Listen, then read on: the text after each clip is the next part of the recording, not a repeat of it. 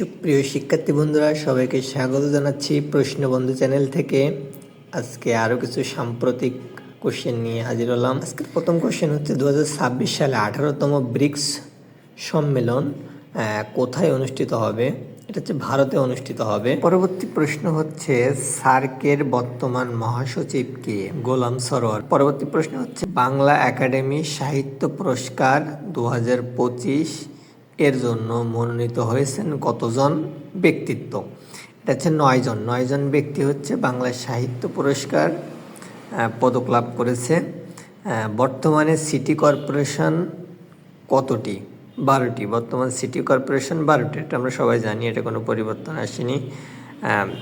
টি-20 বিশ্বকাপ 2026-এ চ্যাম্পিয়ন হয় কোন দেশ? ভারত চ্যাম্পিয়ন হয়। 13তম সংসদের স্পিকার মেজর হাফিজ উদ্দিন।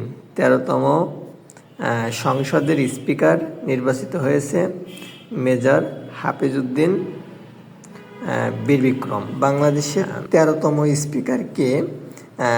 বাংলাদেশের 13তম স্পিকার হচ্ছে হাফিজ উদ্দিন আহমেদ বীর বিক্রম। ইনি নির্বাচিত হয়েছেন হচ্ছে 12ই মার্চ 2026 থেকে 16ই ফেব্রুয়ারি 2031 সাল পর্যন্ত তার হচ্ছে মেয়াদ।